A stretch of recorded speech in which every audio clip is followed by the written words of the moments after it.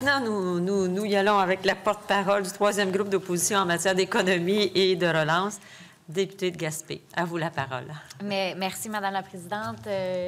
Rebonjour. En fait, on s'est vu en début de semaine des crédits. Pour rapidement continuer sur le sujet qu'a lancé mon collègue sur la régionalisation de l'immigration, quand vous dites on est prêt à faire notre part pour encore plus en faire, je sais que les taux que vous aviez en tête n'ont pas pu être respectés, là, les cibles. Donc, comment on fait ça avec les entreprises pour attirer, pour qu'il n'y ait pas à passer à Montréal avant? Parce que c'est ça, là, l'enjeu. C'est pour ça qu'ils retournent vers là. S'ils se sont fait un réseau, qu'on essaie après de les localiser plus en région, bien là, on perd notre temps, c'est vrai. Donc, moi, j'ai déjà parlé de grilles, de grilles qui donnent des incitatifs, un meilleur pointage quand on décide, ou quand on a une offre d'achat en région. Donc ça, peut-être rapidement nous dire qu'est-ce que le ministre de l'Économie fait en ce sens-là? Bien, vraiment, vous comprenez, c'est pas mon secteur comme tel, sauf que j'ai toujours dit que recruter des immigrants, le travail incombe aussi aux entreprises. C'est pas au gouvernement de convaincre les gens, hein, tu vas aller travailler chez LM Wind Power. Ça, LM Wind Power, dans votre exemple, c'est bien de faire le travail. Non, mais c'est important, je pense, faut que le gouvernement, pour le faire avec Investissement Québec International, nos missions de recrutement, ils en font, il y a même des entreprises. Alors, moi, je pense qu'il faut intégrer encore plus d'entreprises pour pouvoir convaincre les immigrants qu'on va aller chercher et qui vont aller travailler directement à Gaspé, ils n'ont pas passer par Montréal. Alors, on est d'accord avec ça. C'est souvent plus difficile à faire qu'à dire. Oui. Je vais aller directement dans un sujet qui concerne le ministère de l'Économie et de l'Innovation pour vous entendre justement plus en profondeur sur certains sujets. J'attends impatiemment, moi, des annonces en ce qui concerne les zones d'innovation. Il y en a eu seulement 2 d'annoncées. Beaucoup de régions attendent là-dessus. C'était quand même pour plusieurs une belle façon de développer certains secteurs, d'aller chercher de l'investissement privé, avoir plus de recherche, plus, bon, bref, d'incitatifs. On connaît l'idée derrière ça, mais je voulais savoir, on en visait combien de zones d'innovation au départ, puis où est-ce qu'on en est présentement là, avec ça? Vraiment, comme vous avez bien dit, les zones d'innovation, ça se veut un projet où on va regrouper l'institution du savoir, les grandes entreprises, des start-up, du capital, la formation, la recherche fondamentale appliquée.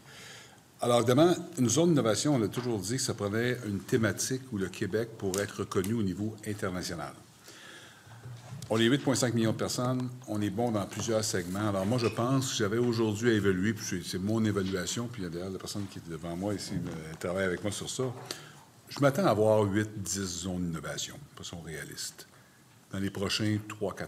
C'est pas une course. Les zones d'innovation, ça va rester pour plusieurs générations. On en a 2 d'annoncés, il y en a 3-4 autres qui sont pas mal avancés aussi. Là, je suis très confortable.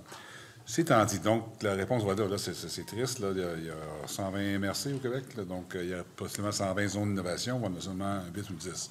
Ouais. Ce qu'on a fait à Rivière-du-Loup, je vais vous donner le contexte, on va jumeler aux zones des projets d'innovation. Rivière-du-Loup est arrivé avec un projet qui s'appelle IFA, emballage innovant. Il y a Rio Tinto, Cascade, Premier Tech, CCTT, l'Université du Québec à Chicoutimi, à Rimouski. On a créé un projet. C'est pas une zone d'innovation par définition, mais on a quand même mis de l'argent là-dedans.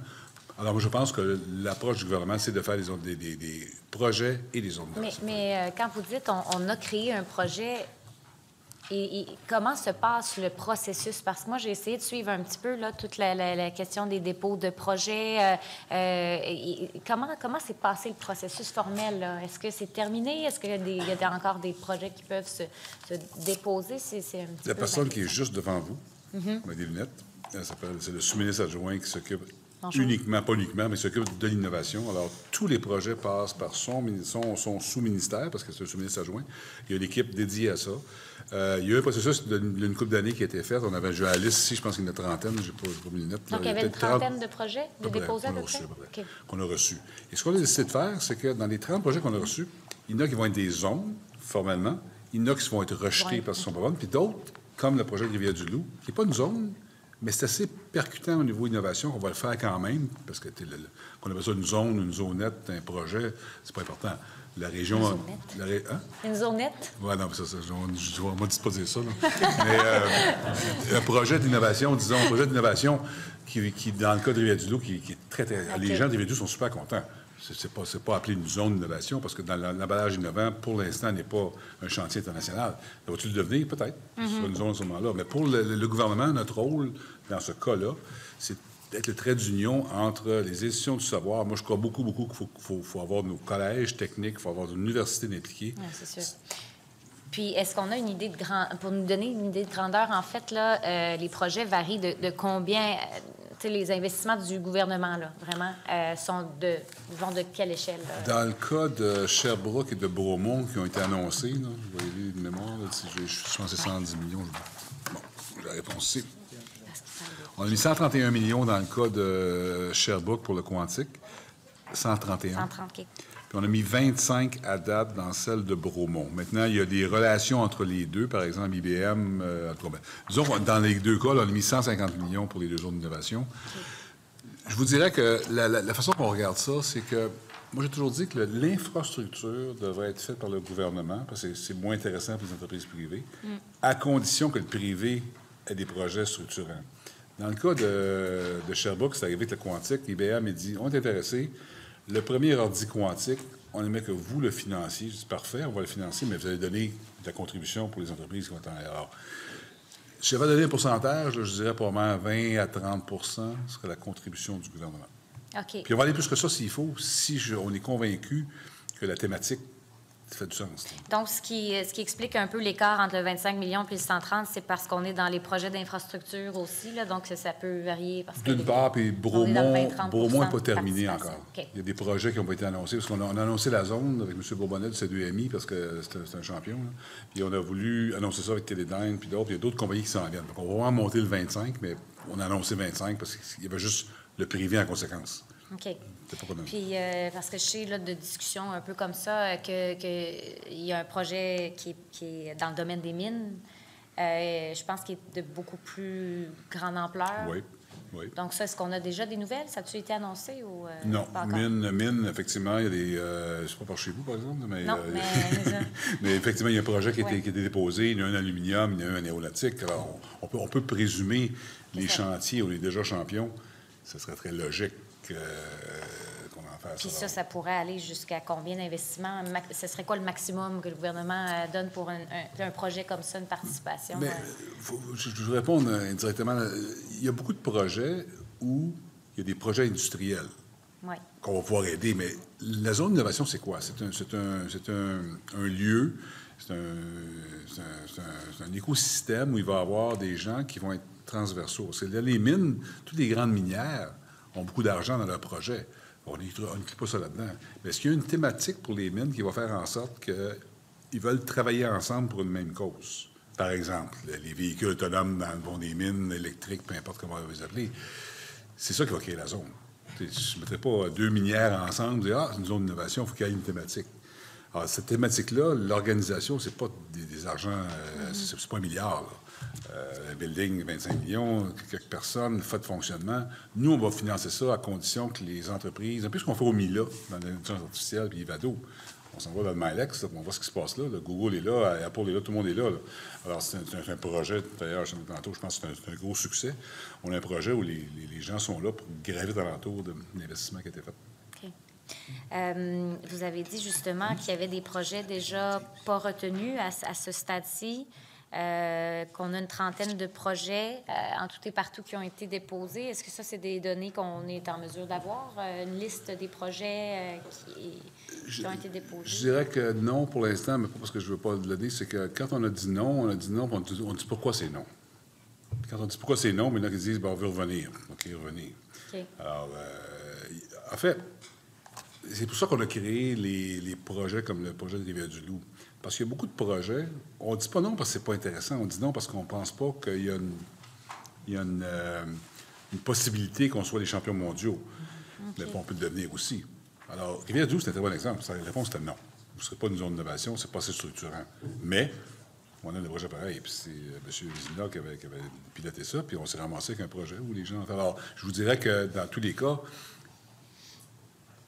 il n'y a personne d'arriver à quelque chose qui n'avait pas de bon sens. Mais il y a des choses qui n'étaient pas attachées, qui n'étaient pas bien montées, parce que c'est un nouveau concept. Alors, l'équipe qui est avec M. le sous-ministre ici, c'est une équipe qui accompagne. des gens, parce que, puis on va aller plus loin que ça. On a des chefs de projet qu'on va identifier, qu'on va mettre dans les projets pour permettre de se concerter avec l'environnement, avec la région, pour pouvoir arriver avec un projet qui est plus structuré.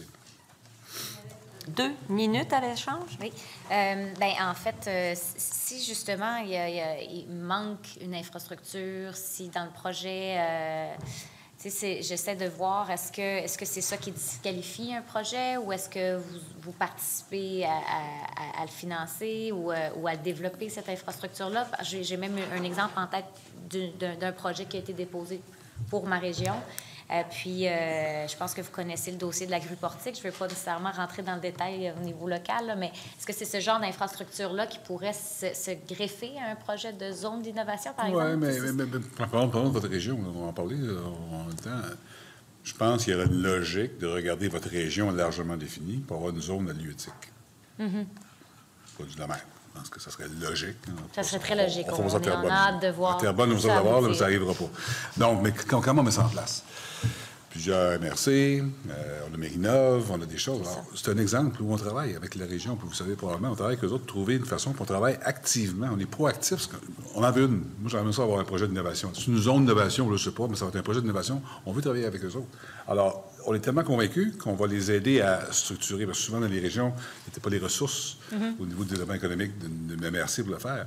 Puis, dans ce cas-là, ou je pense que c'est ce cas-là aussi, on a nommé des chefs de projet. On a financé au MEI des gens, standards du AEQ, qui vont travailler avec les intervenants de la région, autant au niveau éducationnel qu'au niveau des entreprises, pour dire comment est-ce qu'on structure ça pour arriver avec un projet.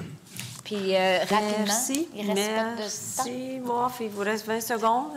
Bien, comment on fait rayonner toute une région avec cette zone-là? Parce que c'est très niché quand même, ça va être des zones assez bien délimitées. C'est quoi le rôle du ministre pour que tout le monde puisse en bénéficier de ce projet-là? Bien,